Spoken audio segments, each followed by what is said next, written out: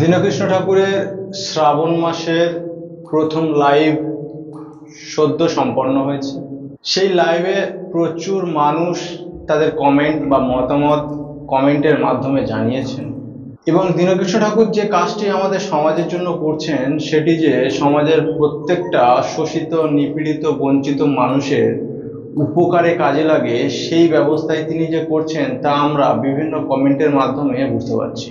তো দীনকৃষ্ণ ঠাকুর কীর্তনিয়াদের চরিত্র নিয়ে প্রশ্ন তুলেছিলেন এমনই একটা লাইভ যেখানে একজন ভদ্রমহিলা তিনি এসে কমেন্ট করে গেছেন যে মাছ মাংস খাওয়া তো দূরের কথা, তিনি স্বচক্ষে দেখেছেন একজন কীর্তনিয়া তিনি কীর্তন আসর থেকে নেমে এসে মদ খাচ্ছেন।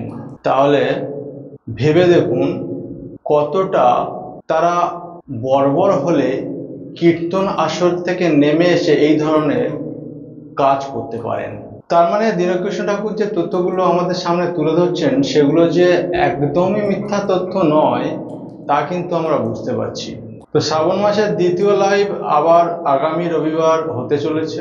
তো যদি কোনো ব্যক্তি মনে করেন যে দীনকৃষ্ণ ঠাকুরের সঙ্গে আলোচনায় বসবেন বা আলোচনায় আসতে চাইছেন, তাহলে আপনারা আমাদের দেওয়া ইমেল আইডিতে আপনাদের ভোটার আই কার্ড প্রমাণ হিসাবে জমা দিন, আর আমরা আপনাদেরকে আমাদের লাইভে নিয়ে নেব দীনকৃষ্ণ ঠাকুরের সঙ্গে আলোচনায় বসার জন্য। এখন কেউ বলতে পারেন যে আলোচনা করতে গেলে আধার কার্ডের প্রয়োজন কিসের? কারণ আপনারা লাইভ অনুষ্ঠানে এসে আমাদের চ্যানেলে বসে এমন কোনো ভুল তথ্য কিংবা অশালীন আচরণ যদি করে বসেন সেখানে আমরা যাতে আপনাদের বিরুদ্ধে আইনত ব্যবস্থা নিতে পারি সেই কারণে আপনাদের থেকে ডকুমেন্টসটি চেয়ে রাখছি। আপনারা তথ্য দেবেন, প্রমাণ দেবেন, শাস্ত্রীয় তথ্যের মাধ্যমে দীনকৃষ্ণ ঠাকুর যদি কোনো তথ্য ভুল প্রচার করে থাকেন বা ভুল তথ্য আপনাদের কাছে দিয়ে থাকেন তাহলে সেটা আপনারা তুলে ধরবেন। প্রয়োজন হলে ডিবেট হবে, যদি প্রয়োজন হয় তো আলোচনা হবে।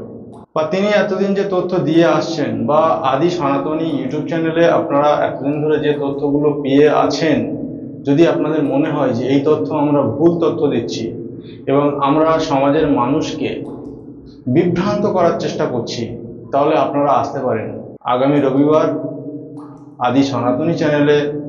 শ্রদ্ধেয় দীনকৃষ্ণ ঠাকুর তিনি থাকছেন লাইভ অনুষ্ঠানে, আর আলোচনা হতে পারে এই বিষয়ে। আশা করি ভিডিওটি যারা দেখবেন তারা শেয়ার করবেন লাইভের বিষয়ে, যাতে আরো মানুষ জানতে পারেন, সচেতন হতে পারেন। দীনকৃষ্ণ ঠাকুর তিনি 1 ঘন্টা সময়, তার মূল্যবান সময় যে আমাদের জন্য দিচ্ছেন, আশা করি আমরা চাই আমাদের সমাজের মানুষের উপকারে আসুক। যাই হোক, ভালো লাগলে শেয়ার করবেন, আর যদি মনে হয় আলোচনা কিংবা ডিবেটে আসতে চাইছেন তাহলে আপনাদের আইডেন্টিটি প্রুফ হিসাবে ডকুমেন্টস লাইক আধার কার্ড ইমেল আইডিতে জমা করে দেবেন।